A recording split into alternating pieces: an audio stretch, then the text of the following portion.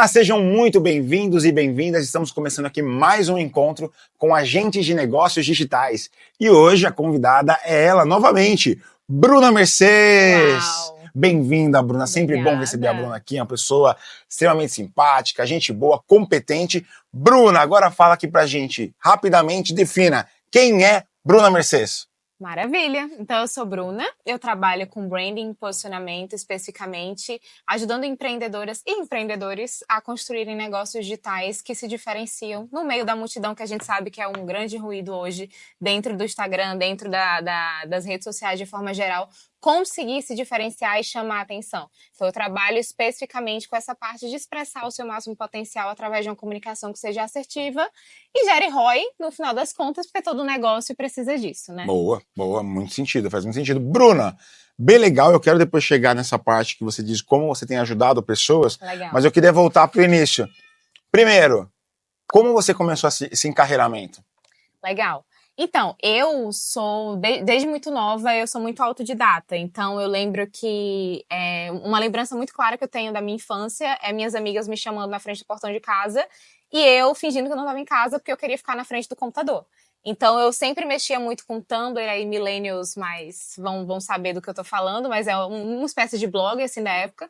E eu lembro que eu comecei a procurar vídeos no YouTube, porque eu queria ter um Tumblr bonito, eu comecei a aprender a mexer com HTML, aprender a mexer com site, de forma geral, com design, e fui aprendendo. Aí eu descobri o Photoshop, descobri o Illustrator, fui assistindo tutorial. Na época não existia tanto esse hype de curso online, como tem hoje, né? Então eu fui aprendendo tudo, assim, de uma forma muito orgânica. E fui ganhando dinheiro com isso, mas era coisa... Fazia uma arte, eu cobrava, sei lá, R$5. Era uma coisa besta, né? Eu era bem nova, desde os 12 anos que eu comecei a mexer com design, aprender. Eu gostava muito de fazer isso. E daí chegou, eu fui crescendo, isso sempre foi um hobby pra mim, sempre foi presente na minha vida, eu sou cristã. Então, dentro da igreja, a gente tem um departamento de comunicação, que aí eu desenvolvi muito mais essa área de design. Eu aprendi um pouco de fotografia, aprendi um pouco de edição, aprendi um pouco de tudo.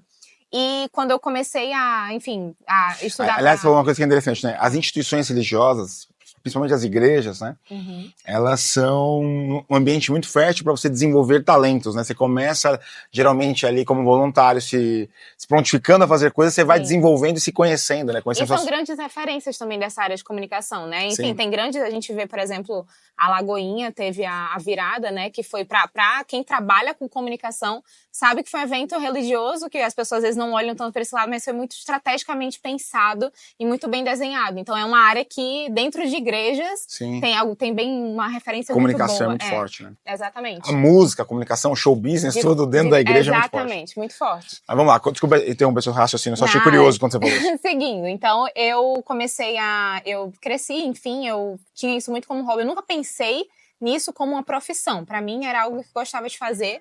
E aí eu lembro que eu estudei para medicina. Quando eu estava no pré, eu tentei medicina, não passei, fiz um ano de cursinho. E nesse meu ano de cursinho... Desculpa, é que você falou, quando estava no pré... É porque eu sou de Natal, Rio Grande do Norte. Informações importantes sobre... Eu tava no pré me preparando para escolher minha carreira. O pré, lá, gente, o terceiro ano do ensino médio, o último ano do ensino médio, a gente chama de pré-vestibular. E lá a gente fala pré. Aqui não é o terceiro ano do ensino médio é pré? Pré.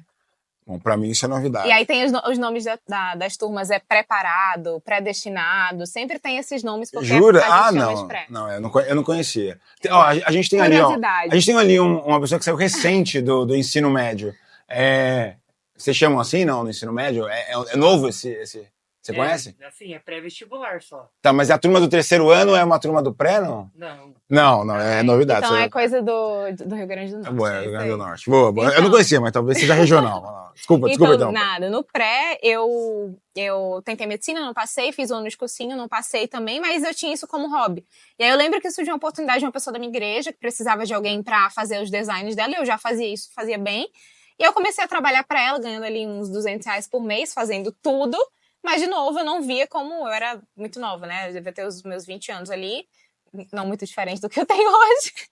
Mas eu tava no começo. Então, pra mim, era bem um hobby, assim. E aí, enfim, eu comecei a trabalhar com ela, abriu as portas pra mim. Quando eu cheguei a entrar na faculdade de enfermagem. Eu estudei 2 anos e meio, fiz enfermagem 2 anos Essa informação eu não sabia. Informação nova.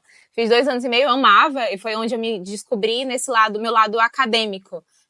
meio que eu me apaixonei por ensinar dentro da faculdade de enfermagem. Eu não gostei da ideia de trabalhar em hospital, mas eu tive a oportunidade de dar aulas lá dentro, fui monitora, então eu descobri que ensinar e ser professora era algo que eu queria para minha vida. Legal. Quando chegou a pandemia, eu ainda tinha essa cliente me pagando os R$200 ali, só que as aulas da faculdade pararam, então eu não tinha nada para fazer em casa.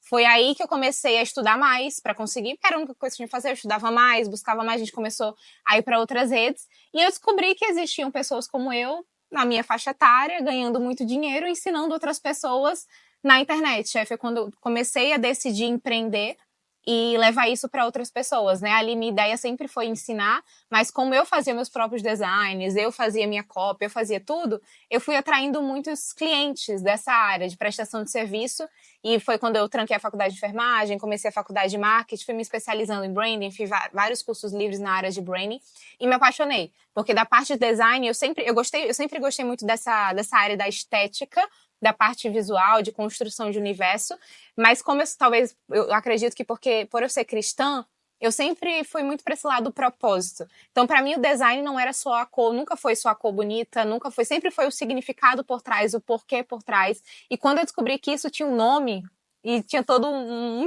arsenal profissional em torno disso, que é o branding, né, construção e posicionamento de marca, eu tive certeza que era ali que eu iria me encaixar. Era o que faltava, não era só fazer arte, era só uma consequência, né, o design é só uma parte do branding, e aí eu me apaixonei por esse porquê de buscar a diferenciação. E até hoje, sigo aqui. Muito bem. Unir o ensinar, o acadêmico a isso dentro do mercado de infoprodutos tem sido muito bom. E como é que você chegou nesse mercado de infoprodutos? Qual foi a sua formação depois disso? O que você acabou escolhendo? E como é que você começou a atuar, de fato? Então, eu comecei prestando serviços de design, que era o que eu já fazia, e eu comecei uma graduação de marketing. Eu fiz um tecnólogo de marketing e fiz uns cursos livres da ESPM de branding, que era mais formações pontuais, né? Porque eu não tinha ainda a graduação para fazer após. E aí eu comecei fazendo o serviço mesmo de construção de marca. Eu não comecei vendendo identidade visual, eu já vendi o projeto de branding. Então eu ajudava, aí foi quando eu entendi esse mercado empreendedor, que eu me identificava muito. Eu percebi que as empresas, as pessoas estavam cada vez mais indo para o digital, porque em 2020 o boom da pandemia foi digital. Então as pessoas começaram a empreender ali. E eu entendi a oportunidade de não só vender os serviços de identidade visual, mas trazer no formato de consultoria, mentoria para marcas, para construção de marca. Aí eu comecei a estudar, enfim, construir metodologia passo a passo e vendi consultorias, né? Eu comecei vendendo consultorias, depois eu avancei para mentorias e fui atendendo empreendedoras do Brasil inteiro nesse processo, né? E foi muito interessante, assim, porque no começo eu tinha vergonha de aparecer em rede social, então eu não contei para ninguém dos meus familiares, amigos, que eu queria fazer aquilo, eu só comecei a fazer. E depois as pessoas foram descobrindo. Então, acabou que eu tive muito contato com pessoas do Brasil inteiro. Então, as marcas que eu atendi eram de empreendedoras dos mais diversos nichos, assim. Eu lembro que a minha primeira consultorada era do nicho de RH. E eu não entendia nada de RH, mas foi uma experiência muito gostosa, né? Então, eu consegui unir a ideia da construção de marca, do design, do ensinar, tudo no formato de consultoria, esse mercado de infoproduto, que foi pesquisa. Foi literalmente isso. Minha cliente precisava de mais material, eu comecei a estudar, eu vi a galera fazendo isso, vendendo infoproduto, vendendo curso, até comprei um curso de afiliado na época, eu lembro que foi o primeiro curso de marketing digital que eu comprei, foi um curso de afiliado, só que marketing de afiliado, o que é que eles te ensinam? Você vender produto dos outros. E como eu sempre amei ensinar, por que não vender o meu próprio produto? E aí eu comecei a entender a área de infoprodutos nesse sentido. Legal.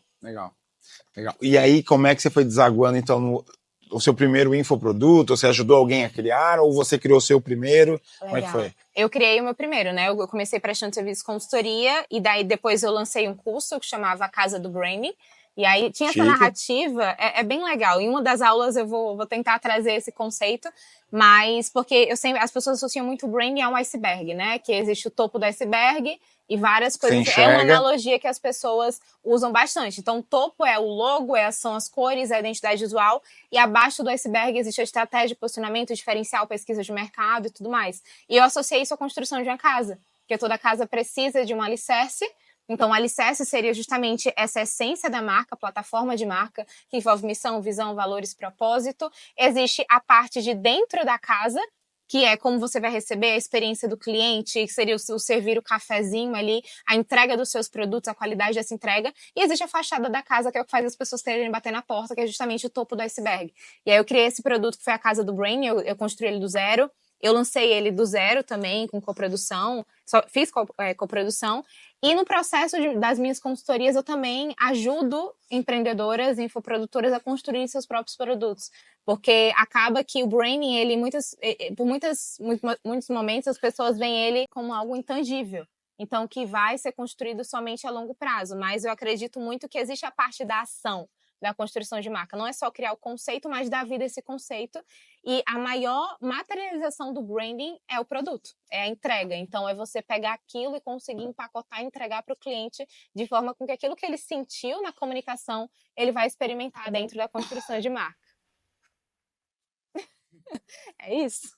Muito bem, muito bem. E Bruna, me conta aqui, e aí quais têm sido suas vivências profissionais nos últimos 5 anos aí? O que você foi passando? O que você já fez? Que empresa você passou?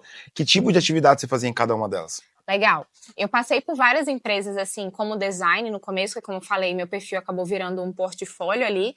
Então, eu trabalhei como design na Moving Girls, no Postar para Vender, eu trabalhei na Brand Lab também, Gurias do Marketing, são perfis bem do nicho de marketing, que era o nicho que eu já era apaixonada, então eu entrei trazendo a parte de design nesse sentido, e acabava sempre indo para um lado mais estratégico da coisa, né? E além disso, eu prestava as consultorias e vendia consultorias e mentorias em grupo. Então, o que eu tenho feito de mais recente, eu tenho uma mentoria em grupo, que se chama Mentoria Top of Mind, que é justamente a metodologia para construção de posicionamento e expressão de marca.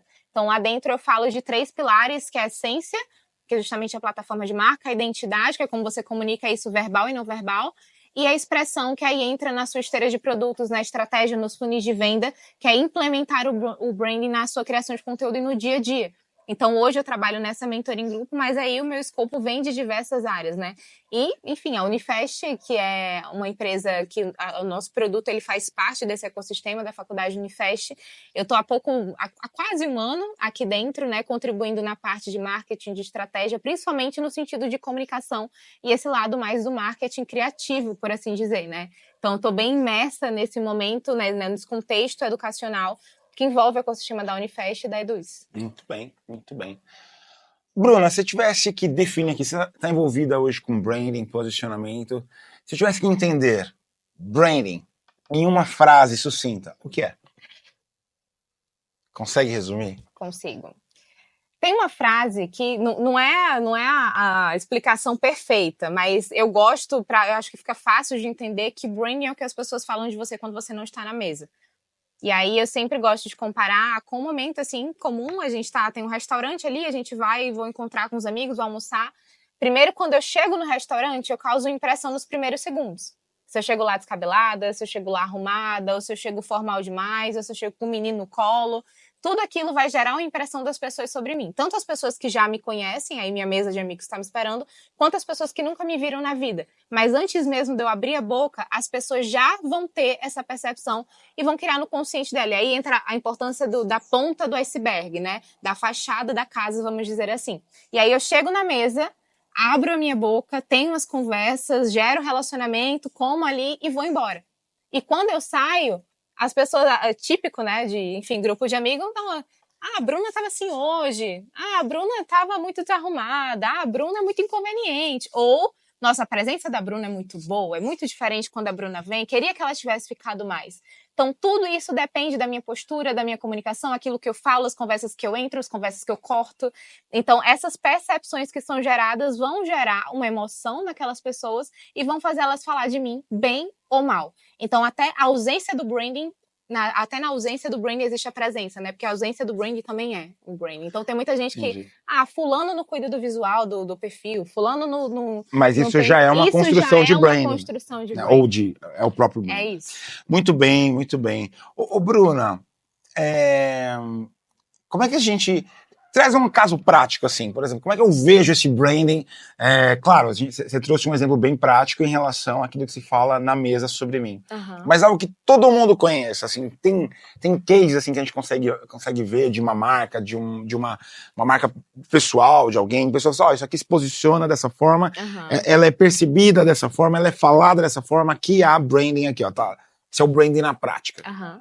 Então, tem até uma situação que aconteceu recente, trazer duas personalidades que para mim são referências não referências no sentido de ser a favor ou contra, Ok. mas são pessoas que têm marcas pessoais e um nível de influência muito alto na geração atual, que é a Virgínia e a Manu City. Então aconteceu uma situação muito boa no TikTok, que é a Manu City trazendo contexto, né? A Manu City ela é uma influenciadora do nicho fitness.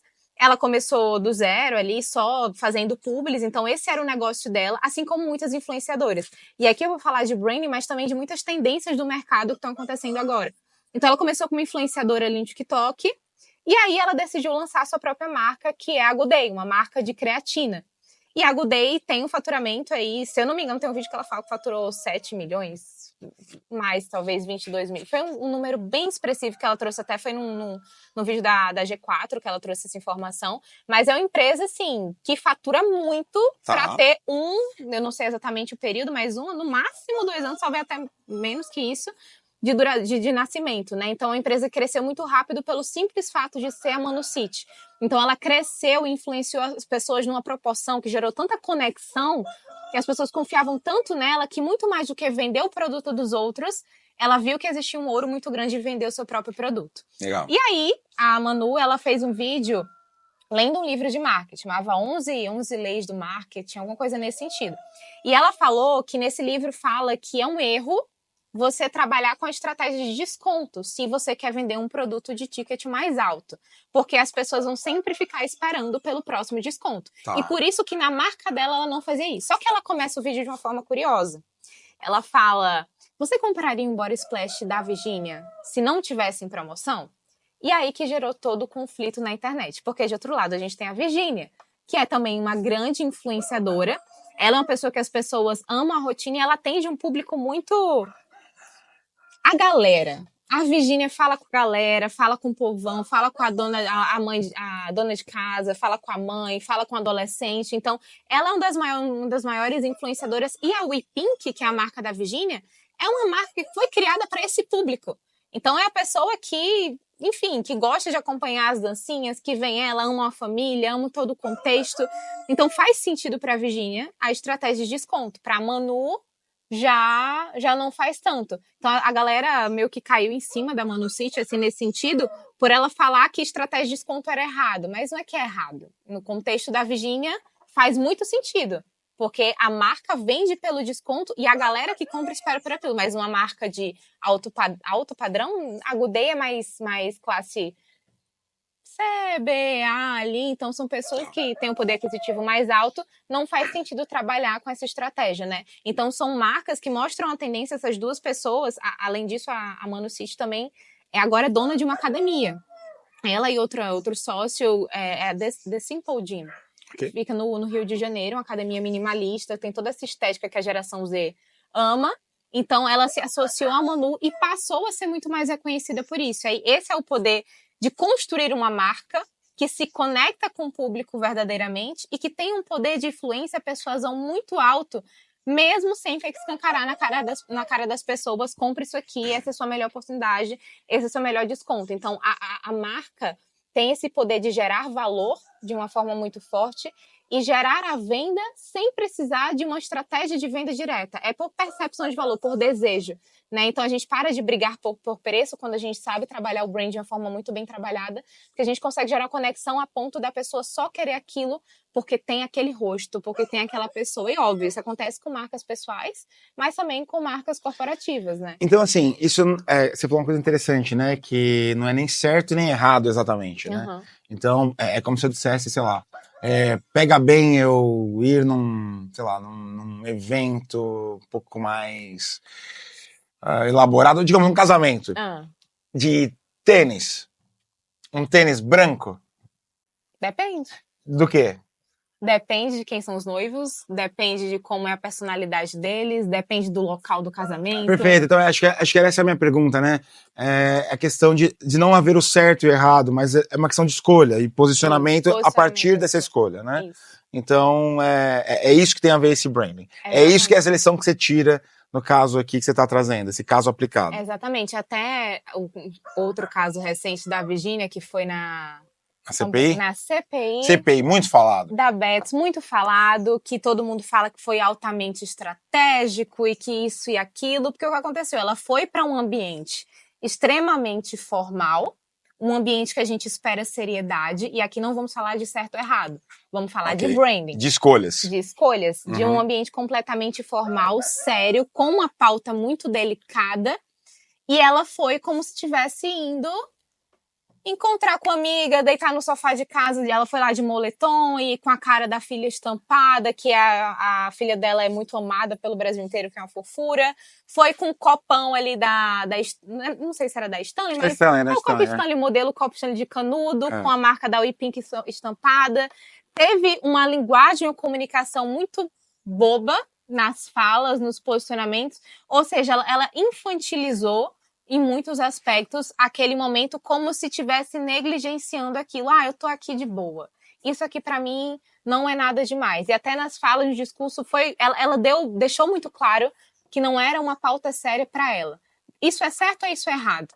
Depende da escolha que ela faz naquele sentido, né? Então, a gente falar, o que a gente, como a gente falou, o que a gente não fala também posiciona. Então não é só questão de infantilização, de ter sido estratégico para conseguir ganhar o amor do público, todo mundo fala disso. Também é uma escolha muito no sentido de o que eu não vou me posicionar sobre. Então, foi uma pessoa que foi lá, as pessoas tinham uma pauta séria e delicada e ela conseguiu trazer uma narrativa para tornar aquilo uma pauta divertida e como é que usa e como é que faz e não sei o quê. Então aí entra o poder da narrativa, o poder do posicionamento, que consegue literalmente transformar contextos e decisões a serem tomadas à medida daquele universo que é criado. Aí entra o visual, entra o verbal, entra como todo que foi estrategicamente pensado, né? Então isso para um mercado de influência, a gente consegue ver isso nitidamente, mas acontece todos os dias com as marcas. É interessante você estar falando. Eu dei aula justamente no dia seguinte a essa situação da Virgínia, né? Eu até comentei, falei assim, olha, isso aqui, a Virgínia é pura aula de comunicação. E eu falei isso, e eu até, teve gente que não gostou muito, que entendeu que eu tava meio que fazendo uma apologia de defesa, né, do posicionamento ali da Virgínia. Então, deixando até bem claro, a intencionalidade na comunicação dela. Ela faz aquilo com algum propósito. Eu posso até não concordar com ela, eu posso até entender que é equivocado o posicionamento, mas é a comunicação ali. Exato. Ela entende o que as pessoas vão, ou ela imagina o que as pessoas vão interpretar ao ela utilizar uma roupa, ou utilizar um trejeito, então ela faz aquilo intencionalmente, querendo gerar uma determinada reação diante da circunstância em que ela está.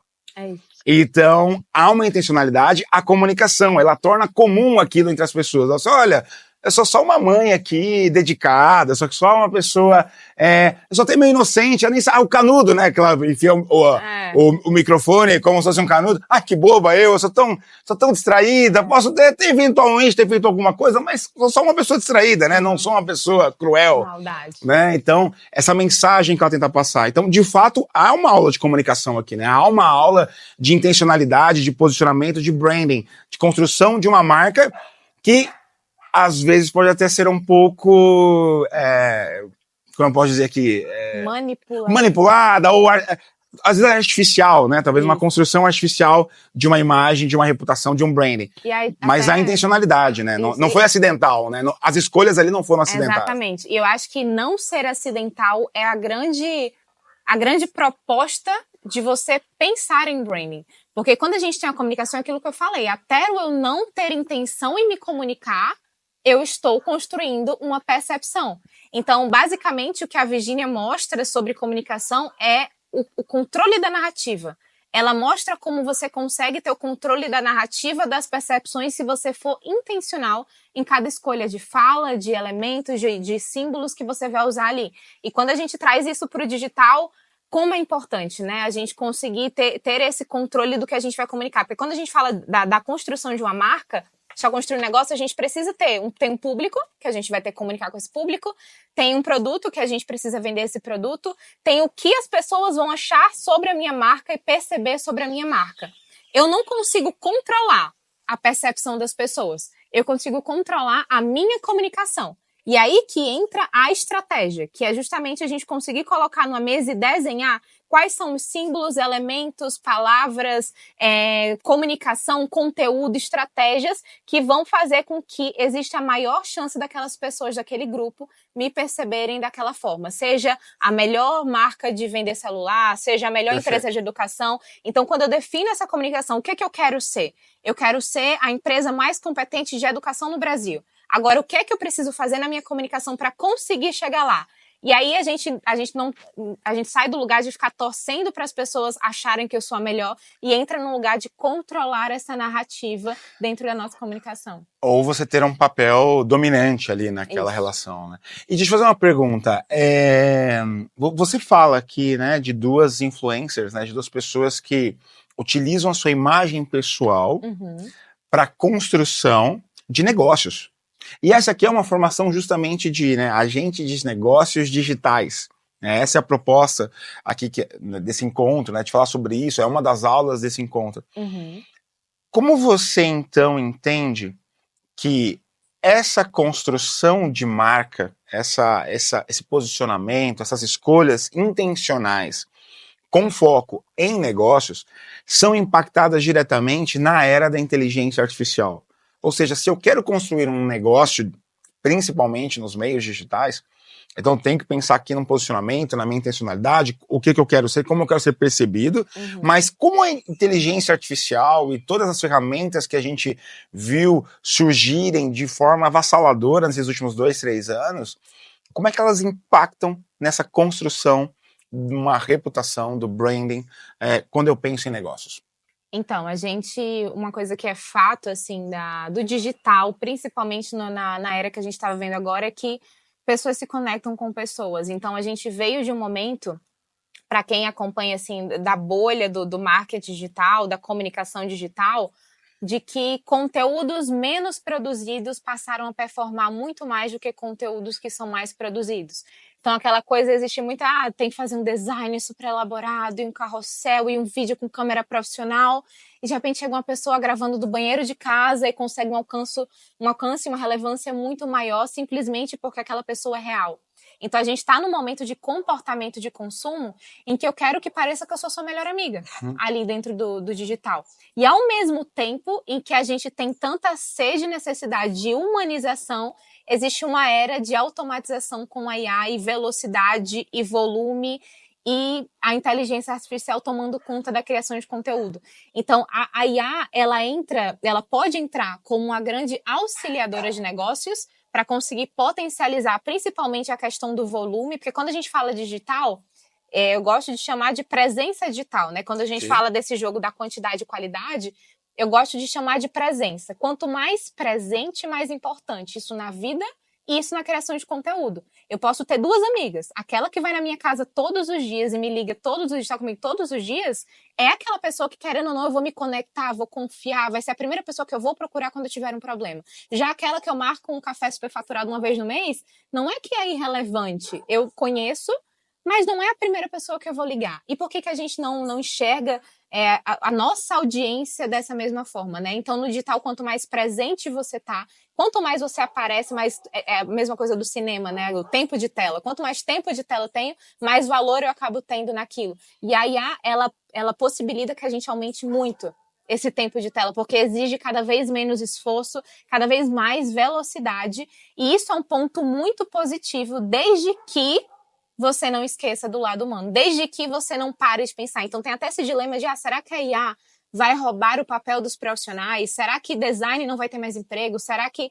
Eu não acredito nisso, mas eu acredito fielmente que a IA, pessoas que sabem usar a IA de uma forma muito estratégica, vão roubar muitas vagas e subir muito mais rápido, independente do cargo. Então, a ideia do branding versus IA, eu acho que é justamente tirar o versus e substituir por um mais. Legal. São as duas coisas caminhando junto, entendendo o meu diferencial e trazendo a perspectiva humana, porque a IA, ela não pensa. A IA, ela cruza informações. Quando a gente fala de ChatGPT de uma forma muito prática, me dá uma ideia. Ela não vai pensar uma ideia. Quem pensa é a gente. Ela vai cruzar dados que ela tem com as informações que você dá e chegar em um cruzamento de informações muito rápido e muito veloz. Então, o segredo está em dar as informações certas. E aí começa, se eu não tenho estratégia de marca definida, eu não consigo usar a IA ao meu favor.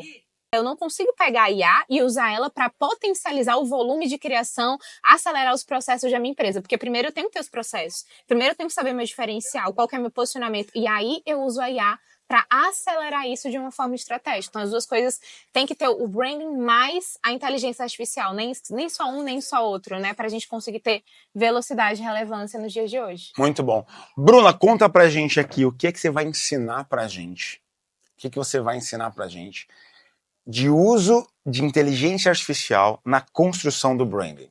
Perfeito. Então, como Na prática, o que você vai mostrar? eu Qual o vou segredinho? Eu vou abrir o meu computador, Boa. eu vou abrir o ChatGPT, eu vou abrir todas as IAs necessárias e prompts necessários para que agora a gente consiga tirar o versus e acrescentar o mais. Então, a ideia agora vai ser, ponto 1, ter clareza do que você precisa, o mínimo que você precisa para conseguir ter um diferencial na sua comunicação, na estratégia de negócio e como que você aplicar isso de uma forma muito prática na IA para usar no dia a dia. E digo mais, para usar no formato que mais performa, que são os vídeos rápidos, que é o que a gente está vendo hoje em dia. Legal, muito bem. Bruna, então é o seguinte, essa aula aqui fica totalmente aberta e disponível para qualquer pessoa que queira assistir na internet, Maravilha. Pode assistir e compartilhar. Agora, os próximos passos você vai mostrar para quem é ali um aluno que está acompanhando essa formação completa. Perfeito. E aí é um conteúdo que, se você ainda não tem acesso, clique aqui embaixo nas legendas, vai deixar disponível ali para você ter acesso a toda a aula que a Bruna vai dar agora na sequência, mostrando como utilizar ferramentas de IA para construir o branding, pensando em negócios, pensando em vendas. Não é isso, Bruna? É isso mesmo. Bruna, desde já, obrigado aqui pela sua participação. Até aqui, porque você vai ter mais uma participação nas aulas sequentes. Obrigado, Perfeito. Bruna. Simbora.